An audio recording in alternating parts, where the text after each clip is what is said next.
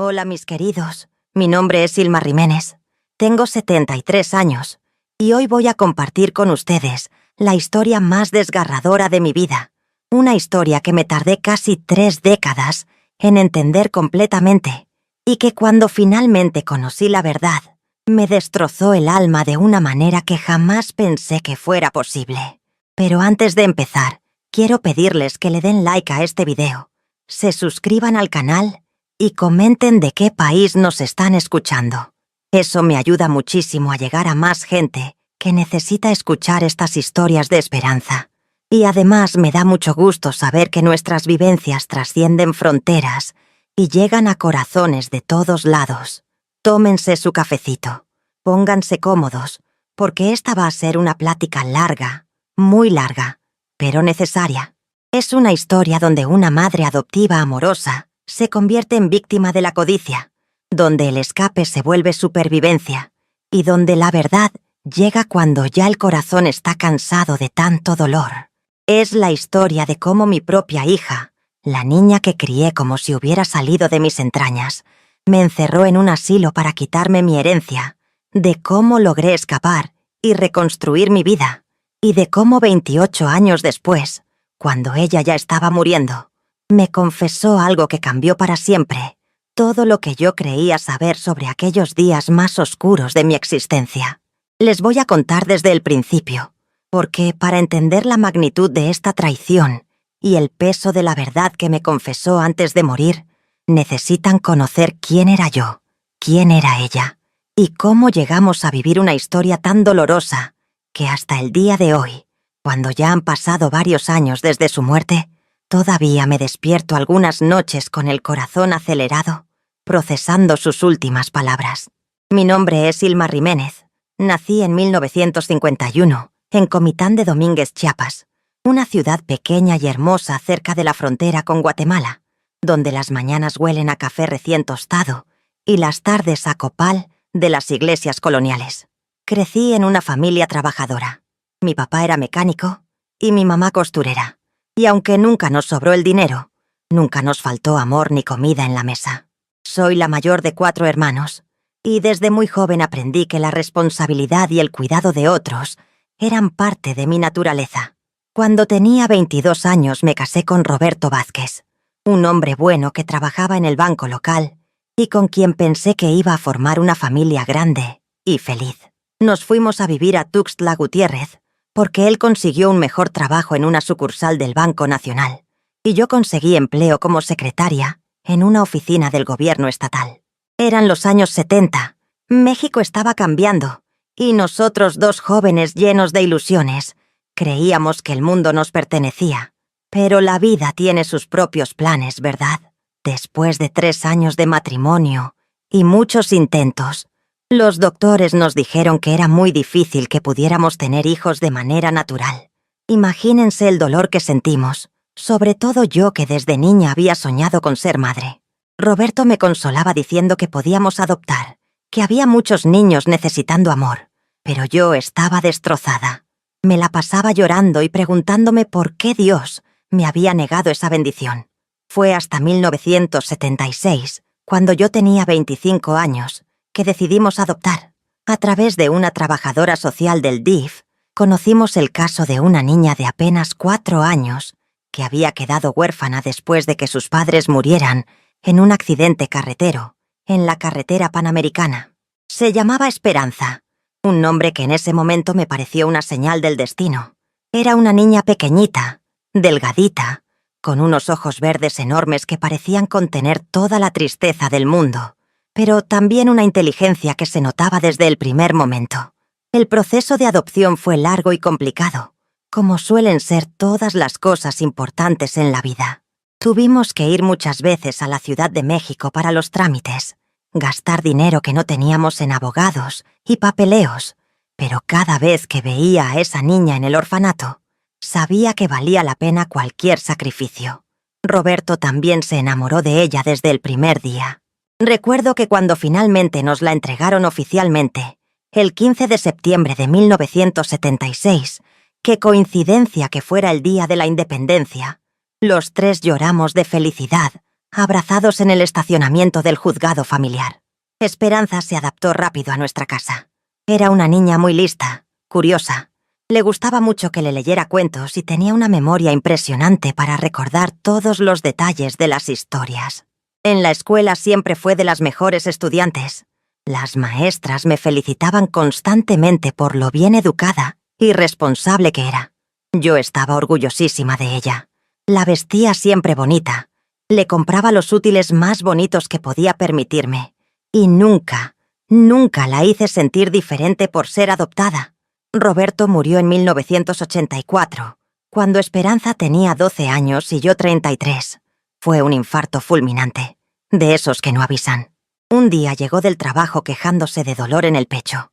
Lo llevé al hospital regional y al día siguiente ya no estaba conmigo. Quedé viuda muy joven, con una hija en plena preadolescencia, con el peso de la casa y sin ninguna experiencia para manejar la herencia que Roberto me había dejado.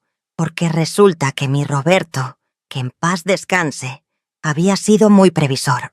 Durante todos esos años había estado ahorrando e invirtiendo sin decirme mucho, comprando terrenitos aquí y allá, en las afueras de Tuxtla, y cuando murió, me dejó 3 propiedades. La casa donde vivíamos, un terreno grande en el fraccionamiento Los Laguitos, que estaba empezando a desarrollarse, y otro terreno más pequeño cerca del aeropuerto. En total, según el notario, era una herencia considerable para una secretaria de gobierno como yo. Los primeros años después de la muerte de Roberto fueron muy difíciles. Yo trabajaba de día en la oficina y de noche daba clases de mecanografía en mi casa para tener ingresos extra. Esperanza me ayudaba mucho. Era una adolescente muy madura para su edad, cuidaba la casa cuando yo no estaba y nunca me dio problemas de rebeldía como otros papás se quejaban de sus hijos. Éramos un equipo, ella y yo contra el mundo. Cuando Esperanza cumplió 18 años, en 1990, yo ya tenía 39 y había logrado salir adelante económicamente. Los terrenos que Roberto había comprado habían subido mucho de valor, porque Tuxtla estaba creciendo hacia esos rumbos, y yo había aprendido a administrar el dinero. Esperanza entró a estudiar Administración de Empresas en la Universidad Autónoma de Chiapas. Era muy inteligente, y yo estaba decidida a darle la mejor educación posible, la que Roberto y yo nunca habíamos tenido. Durante la universidad, Esperanza conoció a un muchacho llamado Fernando, hijo de una familia de comerciantes acomodados de la ciudad. A mí me cayó bien desde el principio. Era educado, respetuoso, tenía buenas intenciones con mi hija. Se casaron en 1994, una boda hermosa en la Catedral de San Marcos. Yo me sentía la mujer más orgullosa del mundo, viendo a mi niña vestida de blanco, radiante de felicidad. Los primeros años de matrimonio de Esperanza fueron buenos. Fernando se hizo cargo del negocio familiar cuando su papá se jubiló, y Esperanza trabajaba con él llevando la administración. Vivían en una casa bonita en el fraccionamiento residencial Los Almendros. Tuvieron 2 hijos. Roberto, que le pusieron así por su abuelo adoptivo, y María Fernanda. Yo era la abuela más feliz del mundo. Cuidaba a los niños cuando ellos tenían que trabajar. Los llevaba al parque. Les compraba dulces. Les contaba los mismos cuentos que le había contado a Esperanza cuando era pequeña. Pero, hacia finales de los 90 empecé a notar que algo estaba cambiando en Esperanza. Se había vuelto más ambiciosa, más interesada en el dinero y en las apariencias. Fernando y ella habían empezado a moverse en círculos sociales más altos. Iban a fiestas con políticos y empresarios. Esperanza se vestía con ropa de marca y hablaba constantemente de inversiones y negocios. Yo pensaba que era normal, que estaba creciendo profesionalmente, pero había algo en su mirada que ya no era el mismo. En el año 2000, cuando yo tenía 49 años, empezaron las indirectas. Esperanza comenzó a sugerirme que yo ya estaba grandecita para vivir sola, que sería mejor que vendiera mis propiedades y me fuera a vivir con ellos, o mejor aún, que me mudara a un lugar donde pudieran cuidarme mejor. Al principio pensé que se preocupaba por mí, pero conforme pasaban los meses, las sugerencias se volvieron más insistentes y menos cariñosas. «Mamá», me decía Esperanza cuando venía a visitarme a mi casa, Ya no tienes por qué seguir trabajando. Ya hiciste suficiente por mí. Ahora déjame cuidarte a mí. Sonaba bonito, ¿verdad? Pero había algo en su tono que no me convencía. Me insistía que firmara papeles para darle poder legal sobre mis propiedades, para que sea más fácil administrarlas, decía. Me hablaba de residencias para adultos mayores muy bonitas, donde estarías mejor cuidada. Pero yo tenía apenas 49 años. Me sentía fuerte, seguía trabajando. Todavía bailaba los sábados en la Casa de la Cultura. No entendía por qué de repente mi hija me veía como una anciana inválida. Fernando apoyaba las sugerencias de Esperanza, pero cuando hablaba conmigo a solas, parecía incómodo, como si no estuviera completamente de acuerdo, pero no se atreviera a contradecir a su esposa. Los niños, Roberto y María Fernanda, que entonces tenían como 8 y 6 años, empezaron a venir menos a visitarme. Esperanza siempre tenía excusas, que estaban muy ocupados con la escuela, que tenían actividades, que mejor nos veíamos en su casa. Yo empecé a sospechar que algo raro pasaba cuando Esperanza comenzó a llevarme doctores sin que yo se lo pidiera. «Mamá, te conseguí una cita con un geriatra muy bueno», me decía, y yo protestaba. «¿Geriatra? Pero si no estoy enferma, Esperanza». Pero ella insistía. Decía que era importante hacer chequeos preventivos, que ella se preocupaba por mi salud. Los doctores, después de examinarme, siempre le decían a Esperanza que yo estaba perfectamente bien para mi edad, pero ella parecía decepcionada con esas noticias. La situación se volvió más tensa cuando empecé a recibir visitantes extraños en mi casa. Llegaban señores con trajes y portafolios, diciéndome que Esperanza los había mandado para evaluar mis propiedades, para hacer avalúos actualizados. Yo les preguntaba para qué necesitaba avalúos si no pensaba vender nada, y ellos me decían que preguntara a mi hija. Cuando le reclamaba a Esperanza, me decía que era para tener todo en orden, por si algún día necesitamos liquidez para alguna emergencia médica tuya. Mamá. En el 2003, cuando cumplí 52 años, Esperanza me organizó una fiesta sorpresa. Vinieron familiares de Comitán que hacía años no veía, amigos del trabajo, vecinos. Fue una fiesta hermosa, llena de cariño, pero durante toda la celebración yo tenía una sensación extraña, como si fuera una despedida más que un cumpleaños. Esperanza se la pasó tomando fotos, abrazándome, diciéndole a todo mundo lo mucho que me quería, pero había algo artificial en todo eso, como si estuviera actuando para una audiencia. Después de esa fiesta, las visitas de Esperanza se volvieron más frecuentes, pero también más cortas. Llegaba, revisaba mi casa como si fuera una inspección, me preguntaba cómo me sentía, si había tenido algún problema, si necesitaba algo. Siempre traía comida preparada. «Para que no te canses cocinando, mamá». Pero yo siempre había disfrutado cocinar y no entendía por qué de repente era una preocupación. Un día, revisando mis papeles porque quería hacer mi testamento, descubrí que habían desaparecido algunos documentos importantes, las escrituras originales de uno de mis terrenos y unos papeles del banco. Cuando le pregunté a Esperanza si sabía algo, me dijo que probablemente los había guardado ella misma para que estuvieran más seguros en su caja fuerte. Me pidió que no me preocupara, que después me los enseñaba, pero cada vez que se los pedía, tenía una excusa diferente. Para finales del 2003, yo ya estaba realmente preocupada. Algo definitivamente no estaba bien, pero no podía entender qué era exactamente.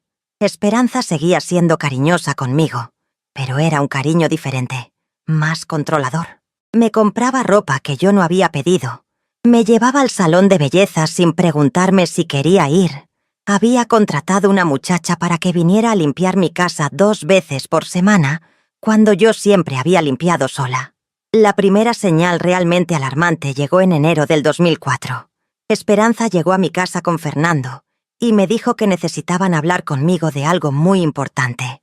Se sentaron los dos frente a mí en la sala, muy serios, y Esperanza empezó con un discurso que sonaba ensayado sobre cómo me querían mucho, sobre cómo se preocupaban por mi seguridad viviendo sola, sobre cómo habían encontrado un lugar perfecto, donde yo estaría mejor cuidada.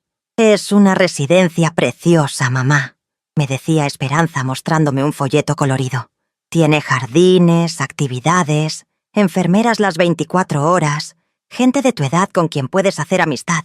Yo le pregunté por qué necesitaba enfermeras si no estaba enferma, y ella me dijo que era preventivo, que a mi edad era importante tener supervisión médica constante.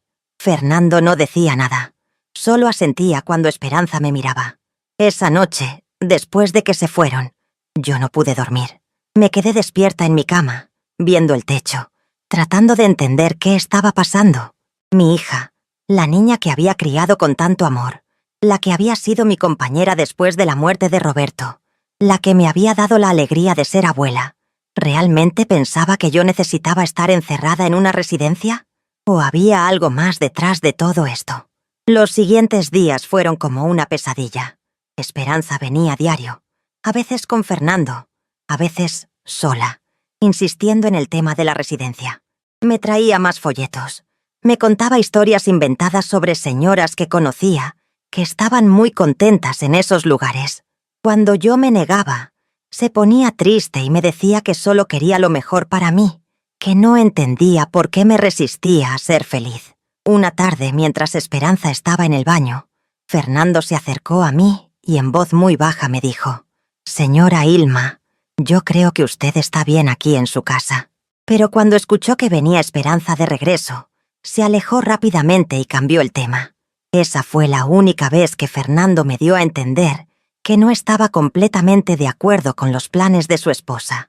La presión se intensificó cuando Esperanza empezó a traer a otras personas para convencerme.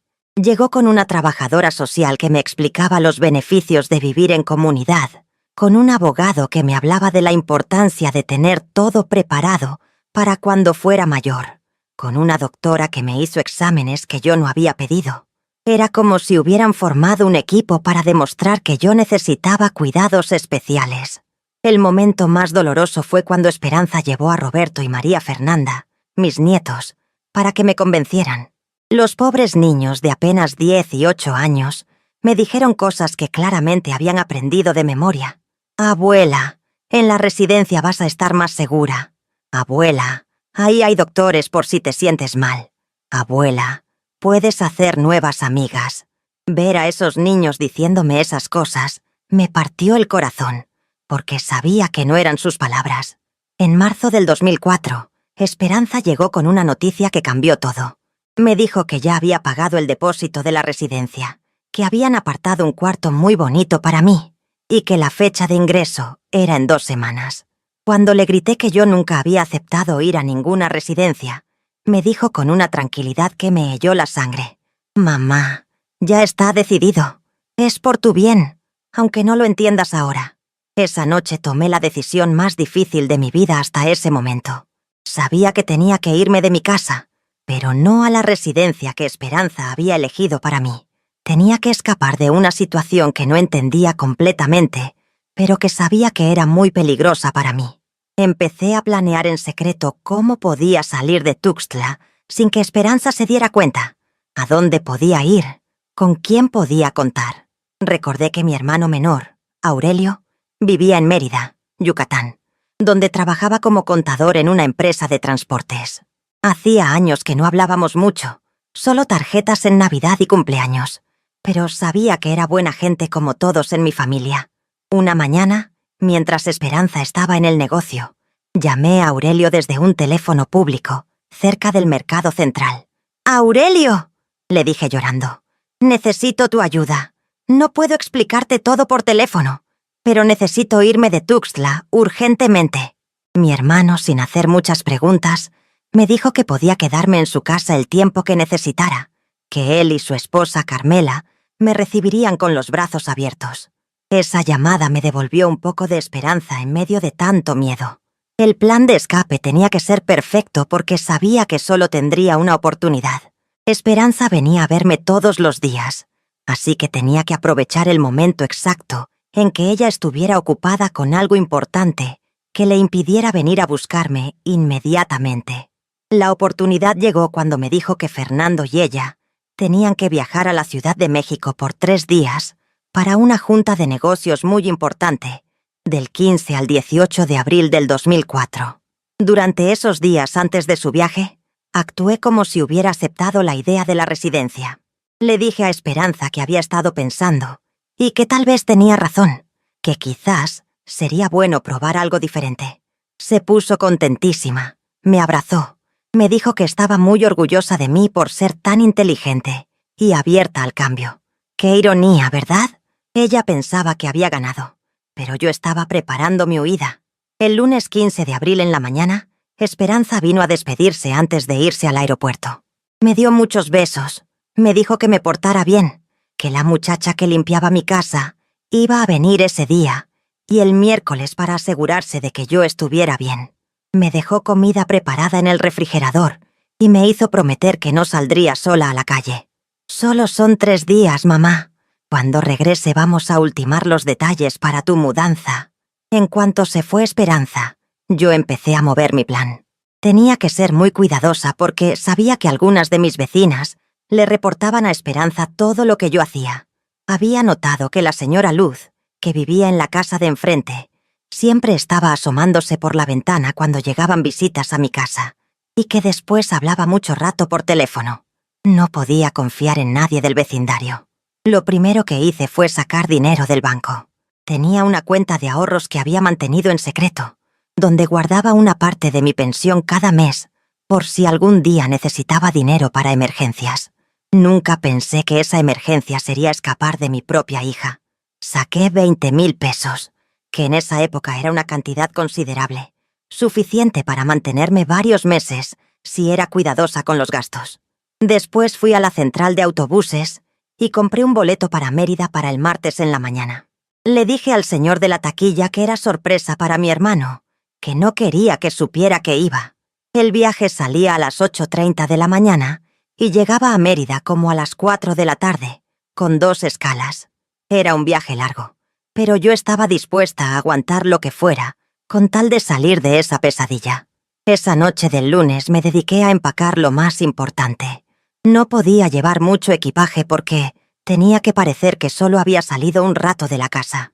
Metí en una maleta pequeña mi ropa más necesaria, los papeles importantes que aún tenía en mi poder, las pocas joyas de valor que Roberto me había regalado y las fotos más queridas de mi familia. También empaqué la medicina para la presión que tomaba ocasionalmente, aunque no era nada grave. Lo más difícil fue escribir la carta que le iba a dejar a Esperanza. Me senté en la mesa de la cocina con una taza de té de manzanilla, tratando de encontrar las palabras correctas para explicar algo que yo misma no entendía completamente. ¿Cómo le dices a tu hija que te tienes que escapar de ella? ¿Cómo le explicas que la persona que más has amado en el mundo se ha convertido en alguien de quien tienes miedo? Esperanza, escribí con letra temblorosa. Cuando leas esta carta ya me habré ido lejos de Tuxtla. No puedo aceptar ir a la residencia porque sé que no es lo que necesito. Tengo 53 años, estoy sana, puedo cuidarme sola y tomar mis propias decisiones. No entiendo por qué quieres obligarme a hacer algo que no quiero, pero espero que algún día puedas comprender que esto no es abandono, es supervivencia. Siempre te voy a querer, pero necesito estar lejos hasta que puedas respetar mi libertad. No trates de buscarme.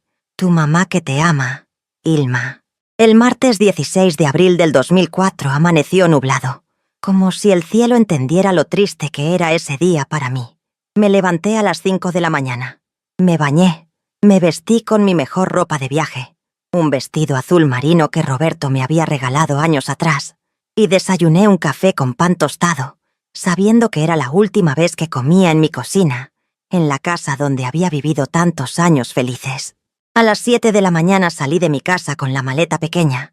Dejé la carta en la mesa de la sala donde Esperanza pudiera verla fácilmente y cerré la puerta con mucha tristeza. Caminé 3 cuadras hasta la avenida principal para tomar un taxi, porque no quería que ningún vecino me viera saliendo con equipaje. Le dije al taxista que me llevara a la central de autobuses y durante todo el trayecto iba viendo por la ventana las calles de Tuxtla, donde había vivido más de la mitad de mi vida, preguntándome si algún día podría regresar. En la central de autobuses compré una torta y una Coca-Cola para el viaje, y me senté en una banca a esperar que anunciaran mi autobús.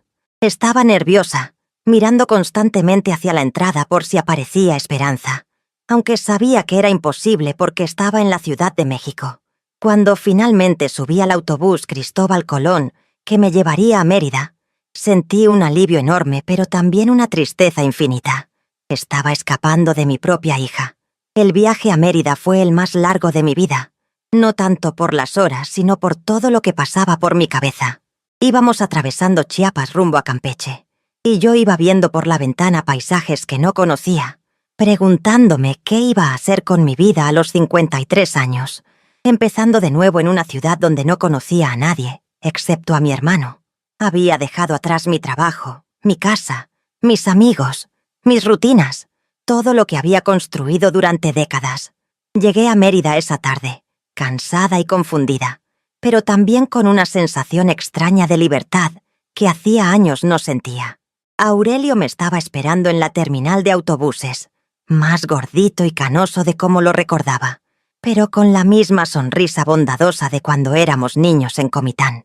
Me abrazó fuerte y me dijo: «Hermana, aquí estás en tu casa. Todo vas a estar bien». No me hizo preguntas incómodas. Solo tomó mi maleta y me llevó a conocer a Carmela y su vida en Yucatán.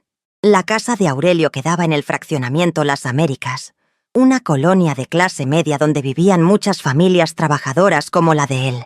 Carmela, su esposa, era una mujer dulce originaria de Motul, que me recibió como si fuera su propia hermana. Tenían 2 hijos, Aurelio Jr., de 19 años, que estudiaba ingeniería, y Carmen, de 16, que estaba en la preparatoria. Los muchachos me trataron con mucho cariño desde el primer día. Me hicieron sentir que realmente era bienvenida en su hogar. Los primeros días en Mérida fueron una mezcla de alivio y angustia. Por un lado, me sentía segura por primera vez en meses. Nadie me presionaba para hacer cosas que no quería. Nadie me trataba como si fuera una anciana incapaz. Pero por otro lado, extrañaba terriblemente mi casa, mi rutina, y sobre todo no podía quitarme de la cabeza la preocupación por Roberto y María Fernanda, mis nietos. ¿Qué les habría dicho Esperanza sobre mi desaparición? ¿Pensarían que los había abandonado? Aurelio me contó que Esperanza había estado llamando a todos los familiares preguntando por mí. Había hablado con nuestros hermanos en Comitán, con primos lejanos. Incluso había contactado a mis antiguas amigas del trabajo. Les decía que yo había tenido un episodio de confusión y que había salido de la casa sin decir a dónde iba, que estaba muy preocupada por mi salud mental. Aurelio, siguiendo mis instrucciones, le dijo que él no sabía nada de mí. «Hermana», me dijo Aurelio una tarde mientras tomábamos café en el patio de su casa, «yo no sé exactamente qué pasó entre Esperanza y tú, pero por lo poco que me has contado, creo que hiciste bien en salirte de ahí. Algo no estaba bien si te sentías tan presionada». Yo le conté algunos detalles de todo lo que había vivido los últimos meses, y él se quedó muy pensativo.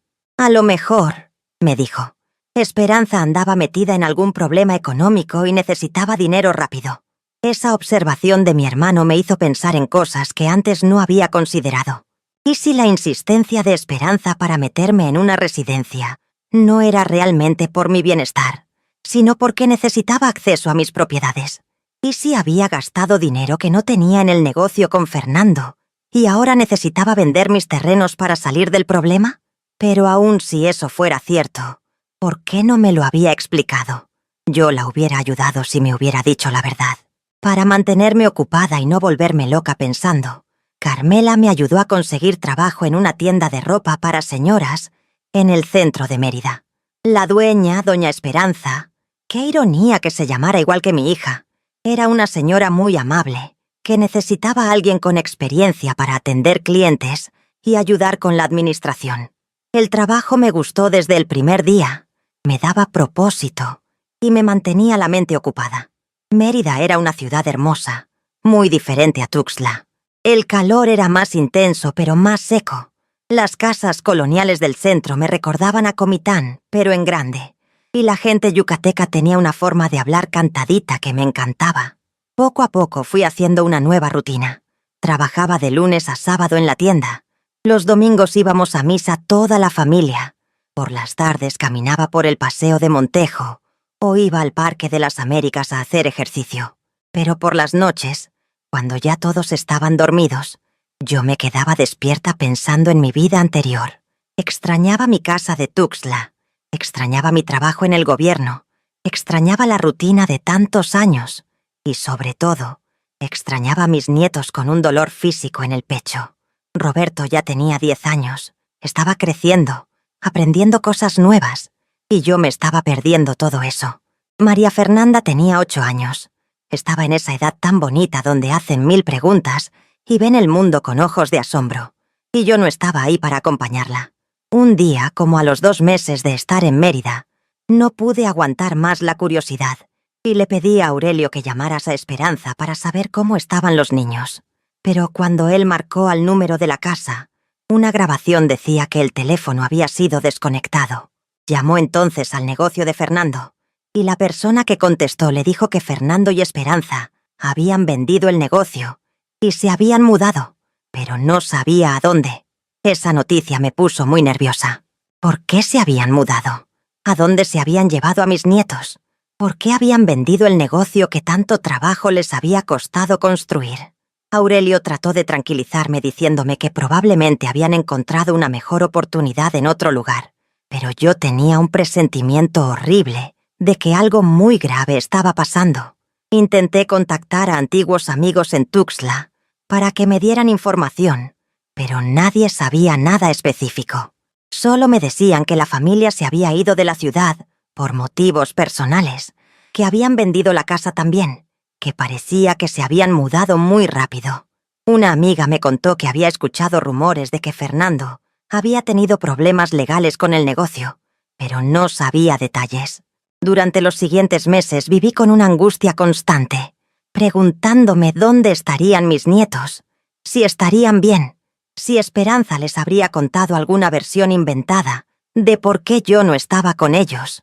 Traté de concentrarme en mi nueva vida en Mérida, pero siempre había una parte de mi corazón que estaba buscando a esos niños perdidos en algún lugar de México. El trabajo en la tienda me ayudaba mucho a mantener la cordura. Doña Esperanza, la dueña, se había vuelto casi como una madre para mí, aunque ella era menor que yo. Me había contado que había enviudado joven también, que había sacado adelante el negocio sola, y que entendía lo que era empezar de nuevo cuando la vida te cambia los planes de repente.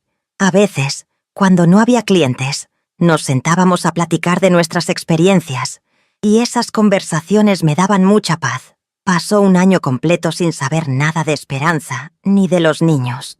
Yo ya me había hecho a la idea de que tal vez nunca los volvería a ver, que tal vez era el precio que tenía que pagar por haber escapado de una situación que no entendía, pero seguía extrañándolos todos los días, especialmente en fechas importantes como sus cumpleaños o en Navidad. En diciembre del 2005, casi 2 años después de mi escape, recibí una llamada que cambió todo. Aurelio contestó el teléfono y me dijo que alguien preguntaba por mí, que decía ser Fernando. Yo dudé mucho si hablar con él, pero la curiosidad y la necesidad de saber de mis nietos pudieron más que el miedo. «Señora Ilma», me dijo Fernando con una voz que sonaba muy cansada, «necesito hablar con usted. Sé que tiene razones para no confiar en nosotros, pero por favor, escúcheme». Me contó que habían estado viviendo en Guadalajara, que habían tenido muchos problemas económicos, que el negocio había quebrado por malas decisiones y que Esperanza había estado muy enferma, tanto física como emocionalmente. «Los niños la extrañan mucho», me dijo Fernando. «Siempre preguntan por usted, especialmente Roberto. Él dice que usted les contaba los mejores cuentos del mundo y que quiere que regrese». Esas palabras me partieron el corazón. Le pregunté si podía hablar con los niños, pero me dijo que Esperanza no estaba en condiciones de permitirlo, que había desarrollado una paranoia muy fuerte y creía que todo mundo estaba en su contra. Fernando me explicó que habían vendido mis propiedades en Tuxtla para pagar deudas del negocio, que Esperanza había usado los poderes legales que yo nunca recordaba haber firmado.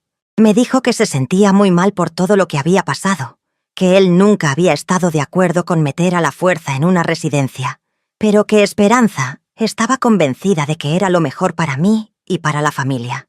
«Señora Ilma», me dijo antes de colgar. Yo sé que no tengo derecho a pedirle nada, después de todo lo que pasó. Pero si algún día puede encontrar en su corazón un poco de perdón, Esperanza lo necesita mucho. Ella no es mala persona, solo se perdió en el camino. Esa conversación me dejó con sentimientos muy confundidos. Alivio de saber que estaban vivos, dolor por saber que habían vendido mis propiedades, tristeza por imaginar a mis nietos preguntando por mí, y una extraña compasión por Esperanza. Los años siguientes en Mérida pasaron como en una especie de pausa de mi vida real. Yo seguía trabajando en la tienda, había hecho algunas amigas en el barrio, participaba en actividades de la iglesia, había aprendido a cocinar comida yucateca, incluso había tomado clases de bordado los jueves por la tarde.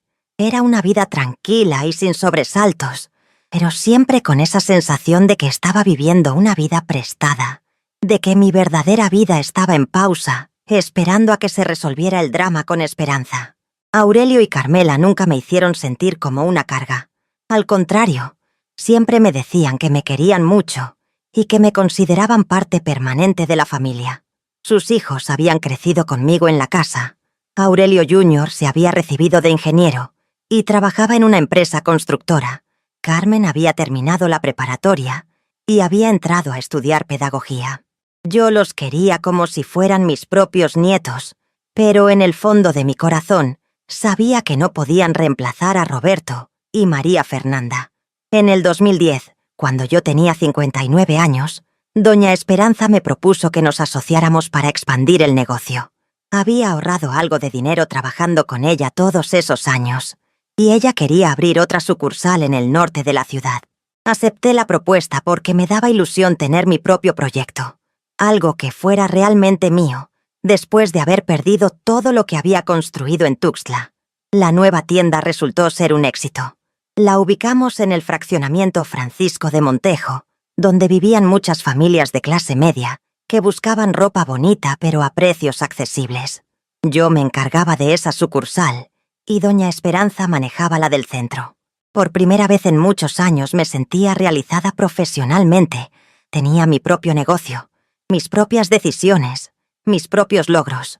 El trabajo me había ayudado a sanar muchas heridas emocionales, pero había una que nunca cerraba completamente: la ausencia de mis nietos. Cada cumpleaños suyo, cada Navidad, cada día del niño, yo me preguntaba cómo estarían, si estarían bien en la escuela, si serían felices, si alguna vez pensarían en mí. Roberto ya tendría como 16 años, probablemente estaría en la preparatoria, quizás ya tendría novia. María Fernanda tendría 14, estaría en la secundaria, tal vez ya se maquillaba y se preocupaba por la ropa como todas las adolescentes. En el 2015, cuando cumplí 64 años, tomé una decisión que había estado evitando durante más de 10 años. Contraté a un investigador privado para que tratara de localizar a Esperanza y a los niños. No sabía exactamente qué iba a hacer con esa información, pero necesitaba saber que estaban bien. Necesitaba llenar el vacío de incertidumbre que había cargado tanto tiempo. El investigador, un señor mayor llamado licenciado Herrera, me encontró la información en menos de 2 meses. Esperanza, Fernando y los niños estaban viviendo en Monterrey, Nuevo León. Fernando trabajaba como vendedor de seguros y Esperanza era ama de casa. Habían estado viviendo en departamentos rentados, cambiándose frecuentemente de domicilio, aparentemente porque tenían dificultades para mantener un nivel económico estable. El licenciado Herrera me consiguió fotos recientes de la familia. Ver a Roberto convertido en un joven alto y delgado, tan parecido a su abuelo adoptivo, me llenó de una emoción indescriptible. María Fernanda se había vuelto una jovencita hermosa, con los mismos ojos verdes de su madre, pero con una expresión más dulce. Fernando se veía mucho mayor y más cansado, y Esperanza se veía enferma, demacrada, como si hubiera vivido años muy difíciles. Con esa información en mis manos, pasé semanas sin saber qué hacer. ¿Debía intentar contactarlos? ¿Debía ir a Monterrey a buscarlos?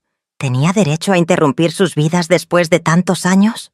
Al final decidí escribir una carta dirigida a Roberto y María Fernanda, explicándoles quién era yo, por qué había desaparecido de sus vidas y que si algún día querían conocer mi versión de la historia, yo estaría dispuesta a contárselas.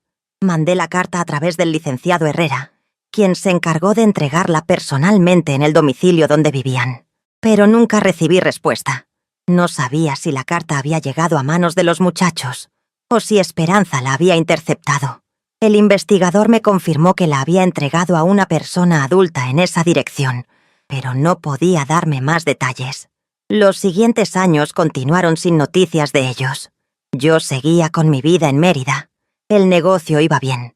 Tenía una rutina cómoda, pero siempre con esa espina clavada de no saber nada de mis nietos. Había aceptado que tal vez nunca los volvería a ver, que tal vez era mejor así para todos, que cada quien había construido su vida y no tenía caso remover el pasado.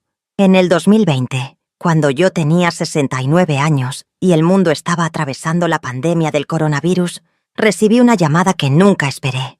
Era Roberto, mi nieto, que ya tenía 26 años y había conseguido mi número a través de investigaciones que había hecho por su cuenta.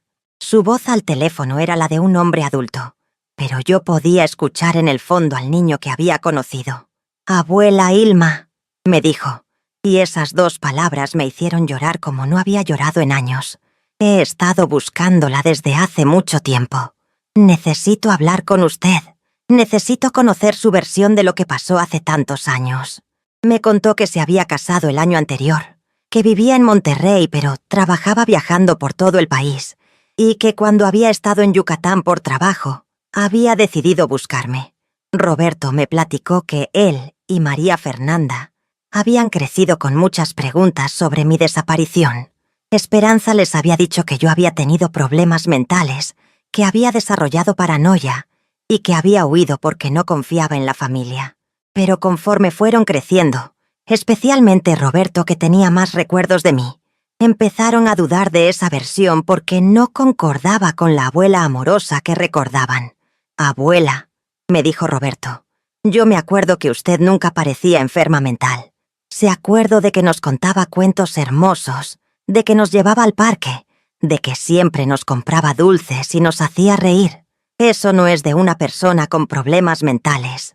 También me contó que había encontrado la carta que yo había mandado años atrás, que Esperanza la había guardado, pero él la había descubierto cuando ayudó a sus papás a mudarse de casa. Esa conversación con Roberto fue como un bálsamo para mi alma. Por fin alguien de mi familia de Tuxtla quería conocer mi versión. Por fin podía explicarle a uno de mis nietos lo que realmente había pasado. Le conté todo. La presión para meterme en la residencia, los documentos desaparecidos, la sensación de que algo no estaba bien, mi escape a Mérida, todos esos años preguntándome por ellos. Roberto me escuchó sin interrumpir, y cuando terminé mi relato se quedó callado un momento muy largo. Finalmente me dijo: «Abuela, yo creo que usted hizo lo correcto. Hubo cosas muy raras en esos años. Mi mamá tomaba muchas decisiones extrañas. Siempre estaba nerviosa y enojada. Mi papá me ha contado algunas cosas que confirman lo que usted me está diciendo. Acordamos mantener contacto regular, pero él me pidió que no tratara de contactar directamente a Esperanza, porque ella estaba muy enferma. Había desarrollado diabetes y problemas del corazón, y cualquier estrés emocional fuerte podría afectarla gravemente. Roberto me prometió que poco a poco iba a trabajar con María Fernanda para que ella también pudiera hablar conmigo cuando estuviera lista. Durante los siguientes 2 años, Roberto y yo hablábamos por teléfono cada 2 o 3 semanas. Me contaba de su trabajo, de su esposa que se llamaba Ana Leticia, de sus planes de tener hijos pronto. Yo le contaba de mi vida en Mérida, del negocio, de la familia de Aurelio que lo había acogido como su propia abuela adoptiva. Era hermoso recuperar esa conexión, aunque fuera a la distancia, y después de tantos años. En una de nuestras conversaciones, Roberto me reveló información que me ayudó a entender mejor lo que había pasado en 2004. Me contó que Fernando había estado involucrado en un negocio de importaciones que resultó ser fraudulento, que habían perdido mucho dinero, que incluso habían hipotecado su casa para tratar de salvarlo. Esperanza había entrado en pánico pensando que iban a perder todo y había decidido que la única forma de salvar a la familia era vendiendo mis propiedades. Pero abuela, me dijo Roberto, mi mamá nunca le explicó esto a usted directamente porque sabía que usted le iba a decir que no vendiera sus terrenos para pagar las deudas de ellos. Entonces inventó lo de la residencia para poder tener control legal sobre sus propiedades. Esa revelación me aclaró muchas cosas que habían sido un misterio durante décadas, pero también me llenó de una tristeza profunda. Me dolía saber que Esperanza había preferido engañarme y traicionarme en lugar de confiar en mí y pedirme ayuda directamente. Si me hubiera explicado la situación real, yo habría buscado alguna forma de ayudarlos, sin que me encerraran en un lugar donde no quería estar. Pero entendía que el miedo hace que la gente tome decisiones desesperadas, decisiones de las que después se arrepienten toda la vida. Roberto también me contó que los años después de mi escape habían sido muy difíciles para toda la familia, no solo por los problemas económicos, sino porque Esperanza había desarrollado una culpa enorme por lo que había hecho. Había caído en depresión, había empezado a tener problemas de ansiedad, y muchas veces lloraba diciendo que había perdido a su mamá por su propia estupidez. Mi mamá siempre decía que usted era la persona más importante de su vida, me contó Roberto, que usted la había salvado cuando era niña, que le había dado amor y oportunidades que nunca habría tenido. Pero cuando se metió en problemas, en lugar de confiar en ese amor, decidió traicionarlo. Y eso la atormentó todos estos años. Escuchar eso me partía el corazón, porque significaba que Esperanza había sufrido tanto como yo, pero por razones diferentes. En marzo del 2022, Roberto me llamó con noticias que cambiarían todo para siempre. Esperanza había sido hospitalizada en Monterrey por complicaciones de la diabetes. Había entrado en coma diabético y los doctores no sabían si iba a sobrevivir. Abuela, me dijo Roberto llorando, creo que es el momento. Si usted quiere ver a mi mamá, tiene que ser ahora. Ella ha estado pidiendo por usted en sus momentos de lucidez. No lo pensé 2 veces. Al día siguiente tomé un avión de Mérida a Monterrey, el primer vuelo de mi vida, porque sabía que era mi última oportunidad de ver a la niña que había criado como hija. Roberto me recogió en el aeropuerto, y cuando nos vimos en persona después de tantos años, nos abrazamos y lloramos como si fuéramos 2 náufragos que se encuentran en una isla desierta. El hospital olía a medicinas y desinfectante, esos olores que siempre me han dado miedo porque me recuerdan a la muerte. Roberto me llevó hasta el cuarto de cuidados intensivos donde estaba Esperanza, conectada a máquinas que monitoreaban sus signos vitales.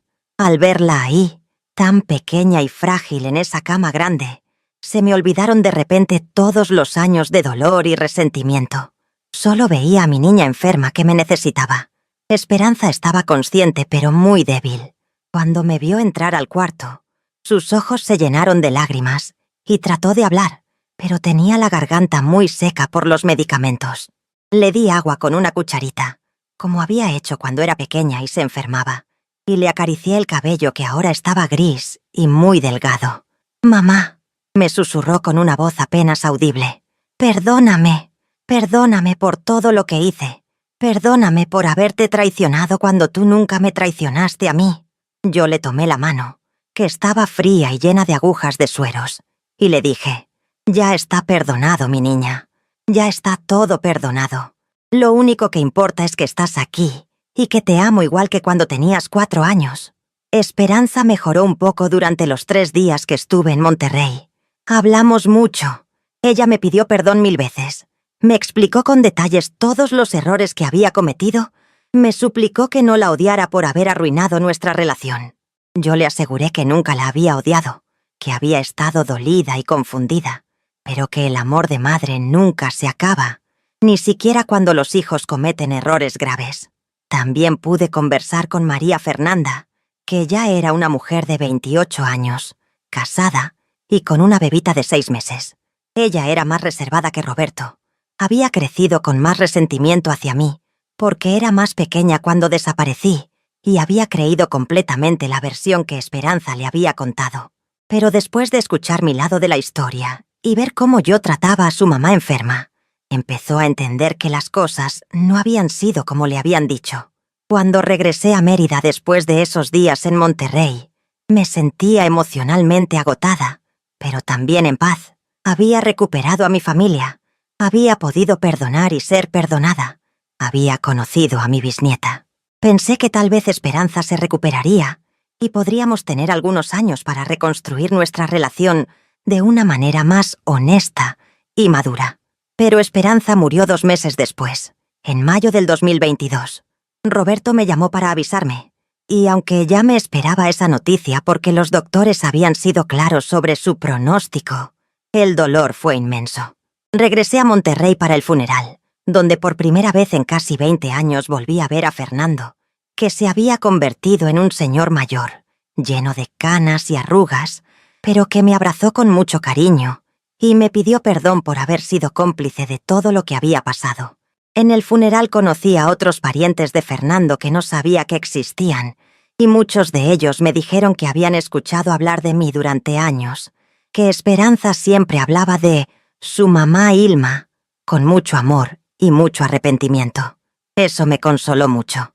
Saber que a pesar de todo, yo había seguido siendo importante en sus pensamientos durante todos esos años de separación.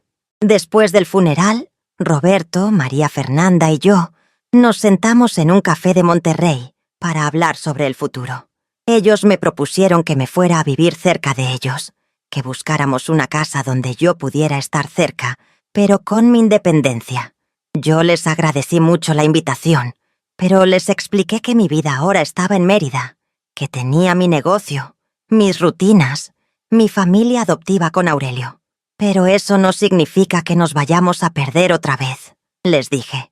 Ahora tenemos teléfonos, internet, podemos visitarnos, podemos mantener la relación que perdimos durante tantos años. Y así fue como acordamos empezar una nueva etapa de nuestra familia, una etapa basada en la honestidad, el perdón y el respeto mutuo. Regresé a Mérida con el corazón lleno de emociones contradictorias. Por un lado, estaba feliz de haber recuperado a mis nietos, de haber podido perdonar a Esperanza antes de que muriera, de haber cerrado un círculo que había estado abierto durante casi 20 años. Pero por otro lado, tenía una sensación de vacío muy profunda, como si hubiera perdido definitivamente la oportunidad de recuperar todos esos años perdidos con mi hija. Aurelio y Carmela me recibieron con mucho amor, como siempre lo habían hecho. Ellos habían sido testigos de mi dolor durante todas esas décadas. Habían visto mis noches de insomnio pensando en Esperanza, y los niños habían consolado mis crisis de tristeza en Navidades y cumpleaños. Ahora me veían regresar con una mezcla de paz y melancolía que no sabían bien cómo interpretar. «Oh, hermana», me dijo Aurelio esa primera noche de regreso, «¿cómo te sientes con todo esto que pasó?» Yo le contesté con honestidad. Me siento en paz porque pude perdonar y ser perdonada. Pero también me siento triste porque me doy cuenta de cuánto tiempo perdimos por culpa del orgullo y del miedo. Era cierto. Durante casi 20 años, tanto Esperanza como yo habíamos sido víctimas de nuestros propios miedos. Ella miedo a contarme la verdad, yo miedo a buscarla, después de sentirme traicionada. Los siguientes meses fueron de adaptación emocional. Roberto me hablaba cada semana, me mandaba fotos de su vida, me contaba anécdotas de su trabajo. María Fernanda era más reservada, pero poco a poco fue abriéndose más conmigo, especialmente después de que su bebita cumplió 1 año y empezó a hacer cosas graciosas que ella quería compartir con su abuela recién recuperada. En diciembre del 2022, Roberto y Ana Leticia vinieron a pasar Navidad conmigo en Mérida. Fue la primera Navidad que celebré con familia de sangre en casi 20 años. Los llevé a conocer todos mis lugares favoritos de la ciudad: el centro histórico, el paseo de Montejo, las haciendas henequeneras, las playas de Progreso.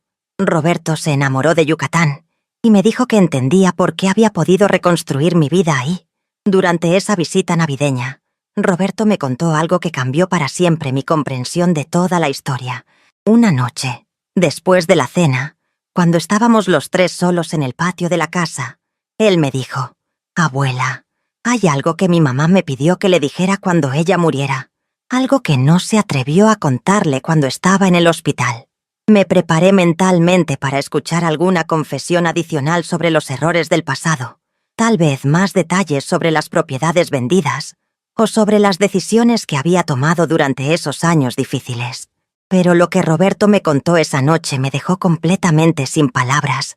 Me hizo replantear todo lo que creía saber sobre aquellos días de 2004. «Abuela», me dijo Roberto con una voz muy seria, «mi mamá no vendió sus propiedades para pagar las deudas del negocio. Esa fue la historia que les contó a todos, incluso a mi papá, pero no era la verdad completa». Me quedé helada escuchando esas palabras. ¿Cómo que no era la verdad completa? Entonces, ¿para qué había vendido mis terrenos? Roberto respiró profundo antes de continuar. «Mi mamá descubrió que usted tenía cáncer, abuela. Había encontrado unos estudios médicos en su casa que usted había escondido. Estudios que mostraban que tenía cáncer de páncreas en etapa avanzada. Ella pensó que usted se iba a morir pronto y que no quería decírselo para no preocuparla». El mundo se me vino encima con esas palabras. ¿Cáncer de páncreas? ¿Estudios médicos escondidos? Yo nunca había tenido cáncer. Nunca me habían hecho estudios para detectar cáncer. Nunca había escondido ningún diagnóstico médico. Le pregunté a Roberto dónde había visto Esperanza esos supuestos estudios, y él me dijo que en un cajón de mi recámara, dentro de un sobre manila con mi nombre. «Pero Roberto», le dije temblando, «yo nunca he tenido cáncer. Nunca me han hecho estudios para eso. No sé de qué estudios estás hablando». Roberto se quedó confundido. Me preguntó si estaba segura, si no era posible que me hubiera olvidado, o que hubiera bloqueado esa memoria por ser tan traumática. Pero yo estaba absolutamente segura. Nunca había tenido cáncer. Esa noche no pude dormir pensando en lo que Roberto me había contado. ¿De dónde habían salido esos estudios médicos falsos? ¿Quién los había puesto en mi casa para que Esperanza los encontrara? ¿Por qué alguien habría querido hacer creer que yo tenía cáncer? Al día siguiente le pedí a Roberto que me contara todos los detalles que recordara sobre esa historia. Roberto me explicó que Esperanza le había contado esa versión de los hechos cuando él tenía como 16 años y había empezado a hacer preguntas más directas sobre mi desaparición. Según esa versión, Esperanza había encontrado los estudios por casualidad cuando estaba ayudándome a organizar mis papeles. Había confirmado el diagnóstico con el doctor y había decidido vender mis propiedades para pagarme el mejor tratamiento posible en una clínica privada de la Ciudad de México. Mi mamá decía que usted se había escapado porque no quería ser una carga económica para la familia. Me contó Roberto que había preferido irse a morir sola en lugar de dejarnos arruinados pagando tratamientos que no iban a funcionar. Decía que la residencia era en realidad un hospital especializado donde usted iba a estar mejor atendida mientras moría. Esa historia era tan elaborada, tan detallada, que era obvio que Esperanza la había creído completamente. Pero también era obvio que alguien había manipulado evidencia falsa para que ella creyera esa mentira. ¿Pero quién? ¿Y por qué? ¿Quién se había beneficiado de que Esperanza pensara que yo me estaba muriendo de cáncer? Durante los días siguientes, Roberto y yo tratamos de reconstruir los hechos del 2004 desde esta nueva perspectiva. Si Esperanza realmente había creído que yo tenía cáncer terminal, entonces su comportamiento había sido completamente diferente a lo que yo había interpretado. No había sido codicia por mis propiedades, había sido pánico por salvar la vida de su madre adoptiva. «Abuela», me dijo Roberto antes de irse de Mérida, «mi mamá vivió todos estos años pensando que usted se había ido a morir sola por su culpa, pensando que no había podido salvarla porque usted no había confiado en ella. Esa culpa la atormentó hasta el día de su muerte. Y yo había vivido todos esos años pensando que mi hija me había traicionado por dinero, cuando en realidad había estado tratando de salvarme la vida. Pero quedaba la pregunta más importante. ¿Quién había plantado esos estudios médicos falsos en mi casa? Roberto no sabía. Esperanza nunca le había dado detalles sobre cómo había encontrado exactamente esos papeles, pero habíamos abierto una línea de investigación que podía cambiar toda la historia que creíamos conocer. Después de que Roberto regresó a Monterrey, yo no podía dejar de pensar en esa revelación que había cambiado completamente mi comprensión de los hechos. Si Esperanza había actuado creyendo que yo tenía cáncer terminal, entonces había sido víctima de una manipulación muy cruel y yo había pasado 18 años odiando a alguien que en realidad había tratado de salvarme la vida. Decidí investigar por mi cuenta para tratar de encontrar la fuente de esos estudios médicos falsos. Contacté al licenciado Herrera, el mismo investigador privado que me había ayudado a localizar a Esperanza años atrás, y le expliqué la nueva información que había recibido. Él me propuso hacer una investigación más profunda sobre lo que había pasado realmente en 2004. «Señora Ilma», me dijo el licenciado Herrera cuando fui a verlo a su oficina en el centro de Mérida, «si alguien se tomó la molestia de falsificar estudios médicos para engañar a su hija, es porque tenía un motivo muy específico. Necesitamos preguntarnos quién se benefició de que usted desapareciera de Tuxtla en ese momento». Empezamos a hacer una lista de todas las personas que habían estado involucradas en mi vida durante esos meses previos a mi escape. Los doctores que Esperanza me había llevado, los abogados que habían aparecido para hacer avalúos, la trabajadora social que había venido a hablarme de residencias, incluso los vecinos que habían estado reportándole mis movimientos a Esperanza. El licenciado Herrera también me sugirió que investigáramos qué había pasado exactamente con mis propiedades después de que las vendieron. Si podemos rastrear a dónde fue el dinero y quién se benefició realmente, tal vez encontremos al verdadero culpable de esta manipulación, me dijo. Era una buena idea, pero iba a ser difícil conseguir esa información después de tantos años. Mientras tanto, yo seguía hablando regularmente con Roberto y María Fernanda.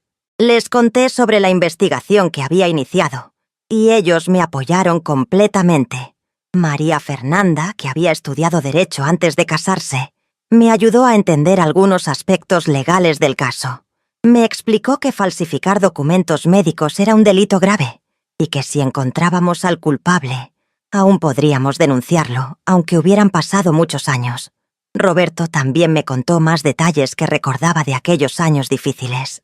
Me dijo que Fernando siempre había parecido nervioso cuando se hablaba del tema de mi enfermedad, que había ocasiones en que parecía no estar de acuerdo con las decisiones de Esperanza, pero no se atrevía a contradecirla. Mi papá siempre decía que él no entendía de asuntos médicos, me contó Roberto, pero a veces parecía que tenía dudas sobre toda esa historia. En marzo del 2023, el licenciado Herrera me citó en su oficina con noticias importantes. Había logrado conseguir copias de los documentos de la venta de mis propiedades a través de contactos en el registro público de la propiedad de Tuxtla. La información que había encontrado era sorprendente y clarificaba muchas cosas que habían sido un misterio. «Señora Ilma», me dijo mostrándome carpetas llenas de documentos, «sus propiedades no fueron vendidas para pagar deudas del negocio de Fernando. Fueron vendidas a una sola persona, un empresario local de Tuxtla llamado Rodrigo Herrera Paz, y el precio fue muy por debajo del valor real de mercado. Eso era muy extraño.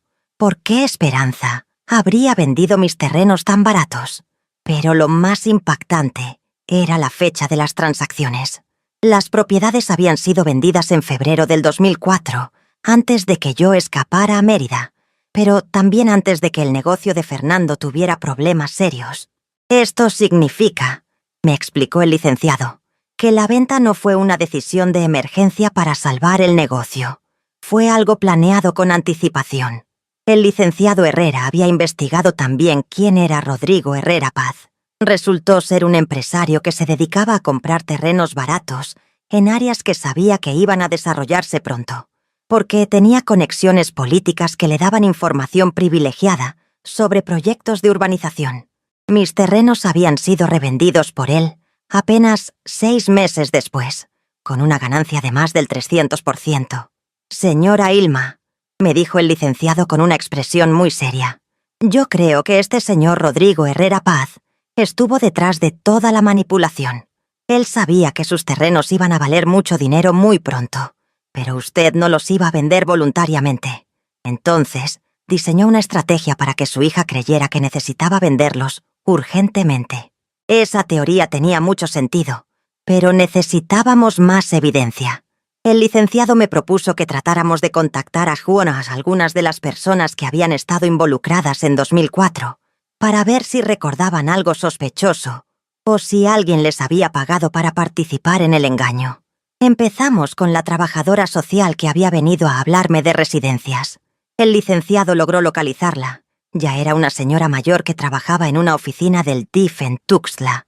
Cuando le explicamos lo que estábamos investigando, ella se puso muy nerviosa y al principio no quería hablar. Pero después de mucha insistencia, nos confesó algo increíble.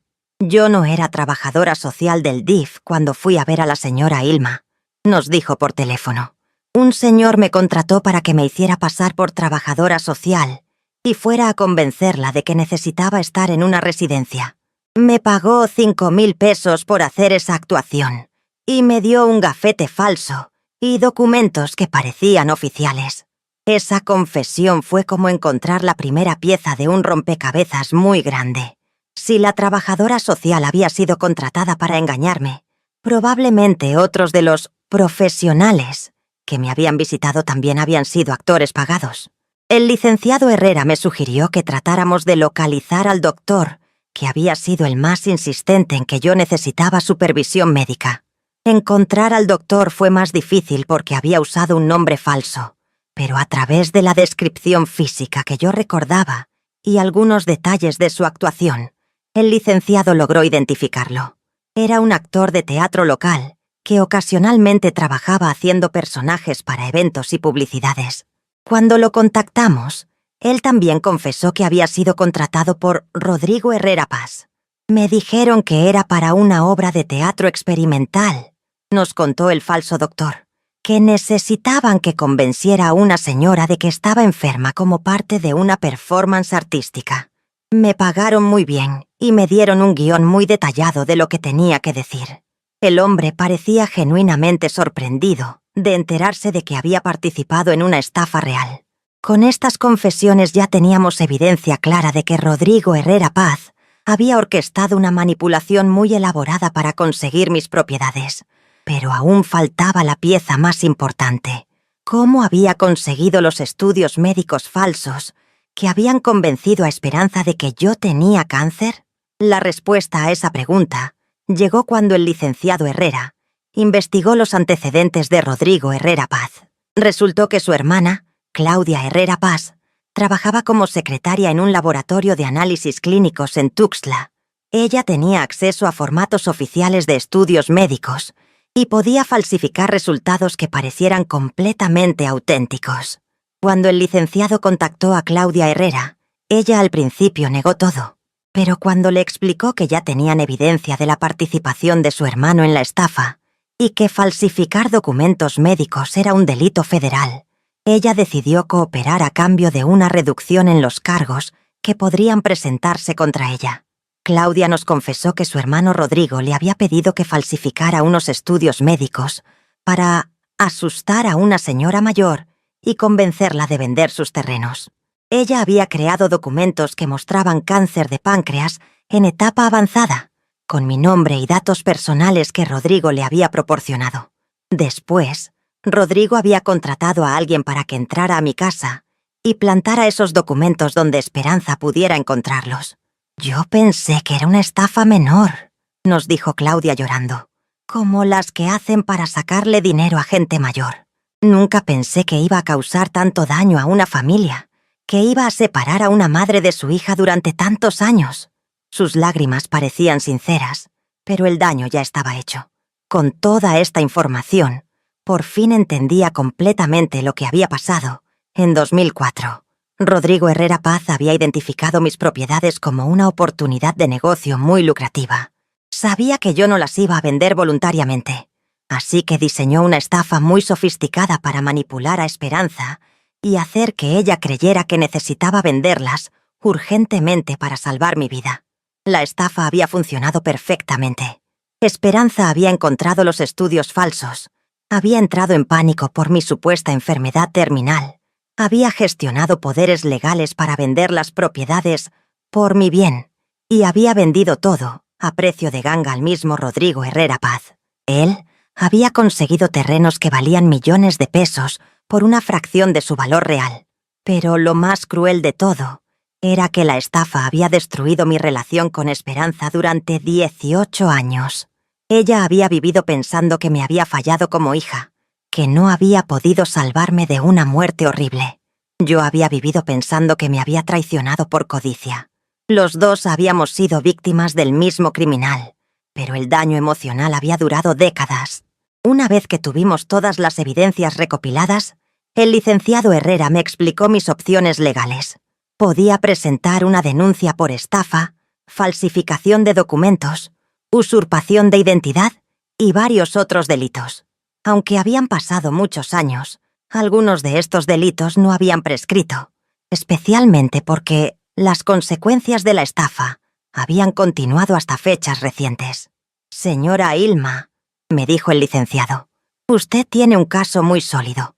Con las confesiones que hemos obtenido y la evidencia documental, es muy probable que podamos conseguir una sentencia condenatoria contra Rodrigo Herrera Paz y su hermana. También podría demandar la devolución del valor real de sus propiedades, más intereses y daños morales.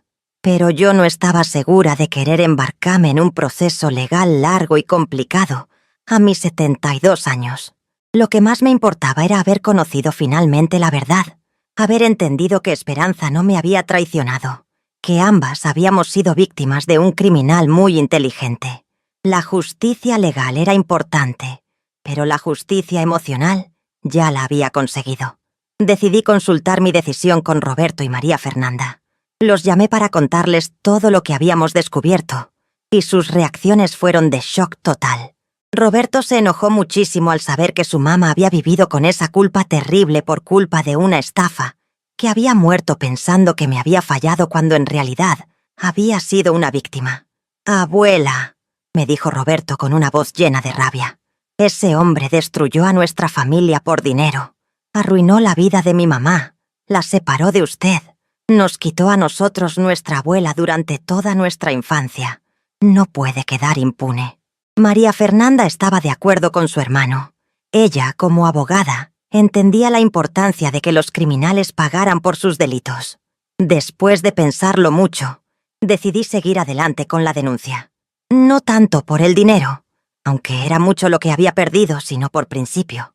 Rodrigo Herrera Paz había cometido un delito muy grave que había causado un daño inmenso a mi familia, y no era justo que nunca pagara las consecuencias de sus acciones. El proceso legal comenzó en mayo del 2023. El licenciado Herrera presentó la denuncia formal en la Fiscalía de Chiapas, con todas las evidencias que habíamos recopilado. Rodrigo Herrera Paz fue arrestado en su casa de Tuxtla, donde había estado viviendo cómodamente con el dinero que había ganado, estafando a familias como la mía durante décadas. Cuando los medios de comunicación se enteraron del caso, se convirtió en una noticia importante en Chiapas. «Empresario estafa a abuela y destruye familia durante 20 años», decían los titulares. Muchas otras familias que habían sido víctimas de estafas similares se acercaron a la fiscalía para presentar sus propias denuncias contra Rodrigo Herrera. El juicio duró casi un año completo.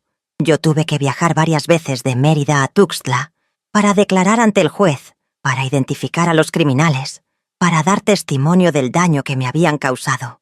Fue emocionalmente agotador revivir todos esos recuerdos dolorosos, pero también fue catártico poder contar mi historia ante una autoridad que realmente me escuchó.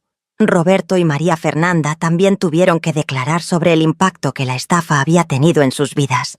Roberto le contó al juez sobre todos los años que había crecido pensando que su abuela los había abandonado, sobre la culpa que había visto en su madre, sobre la depresión que había sufrido Esperanza hasta el día de su muerte. En marzo del 2024, el juez dictó la sentencia. Rodrigo Herrera Paz fue condenado a 15 años de prisión por estafa agravada, falsificación de documentos y asociación delictiva. Su hermana Claudia recibió 5 años de prisión por su participación en la falsificación de los documentos médicos. Además, fueron condenados a pagar una restitución de 8 millones de pesos por el valor actual de mis propiedades más daños y perjuicios. La sentencia fue muy satisfactoria, pero lo más importante para mí había sido el proceso de descubrir la verdad. Saber que Esperanza había actuado por amor y no por codicia cambió completamente mi perspectiva sobre toda mi vida. Me dio paz saber que la niña que había criado nunca me había traicionado, que hasta el final había sido la hija amorosa que yo recordaba. Después del juicio, Decidí usar parte del dinero de la restitución para crear una fundación en memoria de Esperanza. La fundación se dedica a ayudar a familias que han sido víctimas de estafas similares, proporcionándoles apoyo legal gratuito y acompañamiento psicológico. Quería que algo bueno saliera de todo el dolor que habíamos vivido. Roberto y María Fernanda me ayudaron a establecer la fundación, que tiene oficinas en Tuxtla, Mérida y Monterrey. Hemos ayudado a más de 200 familias a recuperar propiedades que les fueron robadas mediante engaños, y hemos logrado que varios criminales vayan a la cárcel por sus estafas. El trabajo de la fundación me ha dado un nuevo propósito en mis años dorados. A los 73 años, me levanto cada día sabiendo que estoy ayudando a otras personas a no pasar por el mismo infierno que viví yo. Es una forma de honrar la memoria de Esperanza y de convertir nuestro sufrimiento en algo útil para otros. Ahora, mientras les cuento esta historia, han pasado varios meses desde que terminó el juicio, y puedo decir que por fin he encontrado la paz que había estado buscando durante tantos años. La verdad me dolió mucho cuando la conocí. Saber que Esperanza y yo fuimos separadas por la maldad de un extraño, que ambas sufrimos innecesariamente durante casi 2 décadas, pero también me liberó de la amargura que había cargado tanto tiempo. Mi relación con Roberto y María Fernanda se ha fortalecido mucho. Roberto viene a visitarme a Mérida cada 3 o 4 meses, a veces con Ana Leticia, y estamos planeando que el año que viene vengan a pasar todas las Navidades conmigo. María Fernanda tardó más en abrirse completamente, pero ahora me llama cada semana y me manda fotos de su niña, que ya camina y dice «Abu Ilma» cuando me ve por videollamada. Fernando también ha tratado de reconstruir su relación conmigo. Me llamó después del juicio para pedirme perdón por no haber defendido a Esperanza cuando ella tenía dudas sobre toda la situación del supuesto cáncer. Me confesó que él siempre había sospechado que algo no estaba bien, pero que no se había atrevido a contradecir a los doctores porque no se sentía calificado para opinar sobre asuntos médicos. «Señora Ilma», me dijo Fernando llorando por teléfono, «yo debería haber sido más valiente. Debería haber investigado más antes de dejar que Esperanza vendiera sus propiedades. Me dejé llevar por el pánico y por la idea de que los doctores siempre saben más que uno». Le dije que lo perdonaba, que entendía que él también había sido víctima de una manipulación muy sofisticada. Mi vida en Mérida ha seguido siendo tranquila y satisfactoria. Sigo trabajando en la tienda con doña Esperanza, aunque ahora solo medio tiempo porque también dedico muchas horas a la fundación. Aurelio y Carmela siguen siendo mi familia del corazón, los hermanos que me acogieron cuando más lo necesitaba y nunca me hicieron sentir como una carga. Los domingos por la tarde, cuando terminamos de comer en casa de Aurelio, a veces me siento en el patio a reflexionar sobre todo lo que he vivido. Pienso en Roberto, mi esposo, que murió tan joven pero me dejó el amor por Esperanza. Pienso en Esperanza, mi niña querida, que cometió errores pero siempre actuó por amor. Pienso en todos los años perdidos que nunca podremos recuperar, pero también en los años que aún me quedan para disfrutar con mis nietos. A veces la gente me pregunta si estoy amargada por todo lo que perdí, si odio a Rodrigo Herrera Paz por haber destruido mi familia durante tanto tiempo. Les contesto que sí, que el daño que nos hizo fue terrible y que merece estar en la cárcel. Pero también les digo que no puedo vivir el resto de mi vida cargando odio, que prefiero usar mi energía para ayudar a otros y para disfrutar el tiempo que me queda con mi familia. La lección más importante que he aprendido de toda esta experiencia es que nunca es tarde para conocer la verdad, nunca es tarde para perdonar y nunca es tarde para empezar de nuevo. Yo pensé que mi historia con Esperanza había terminado para siempre cuando ella me traicionó en 2004. Pero resultó que esa historia tuvo muchos capítulos más, incluyendo el descubrimiento de la verdad, el perdón mutuo y una nueva relación con mis nietos. También he aprendido que la familia no siempre es perfecta, que a veces la gente que más amamos puede lastimarnos sin querer y que los malentendidos pueden durar décadas si no tenemos el valor de buscar la verdad. Pero he aprendido que el amor verdadero sobrevive a todo. Sobrevive al tiempo, sobrevive a la separación, sobrevive incluso a la traición aparente. Si Esperanza pudiera ver todo lo que ha pasado después de su muerte, el descubrimiento de la verdad, mi reconciliación con Roberto y María Fernanda, la fundación que creamos en su memoria, la justicia que por fin se hizo, creo que se sentiría en paz. Creo que entendería que su amor por mí nunca fue en vano, que a pesar de todos los errores y malentendidos, logró crear una familia que se mantuvo unida por el cariño que nos tenemos. Y a todas las mujeres que me están escuchando, especialmente a las de mi edad o mayores, quiero decirles que nunca es tarde para luchar por la verdad, nunca es tarde para defender su dignidad, nunca es tarde para reconstruir su vida si alguien trata de destruirla. Yo escapé de una situación que no entendía a los 53 años. Reconstruí mi vida en una ciudad desconocida. Mantuve la esperanza durante casi 20 años. Y finalmente conocí la verdad a los 72 años. Nunca es tarde para ser valiente. Nunca es tarde para ser feliz. Nunca es tarde para encontrar el amor que pensábamos perdido para siempre. Mi historia es la prueba de que la vida siempre nos da nuevas oportunidades si tenemos el valor de tomarlas. Mis queridos, esa es mi historia. La historia más dolorosa pero también más esperanzadora de mi vida. Espero que les sirva para entender que a veces las apariencias engañan, que siempre vale la pena buscar la verdad y que el amor de familia puede superar cualquier obstáculo si lo cultivamos con paciencia y perdón. Muchas gracias por escucharme durante tanto tiempo. Muchas gracias por permitirme compartir con ustedes esta experiencia que cambió mi vida para siempre.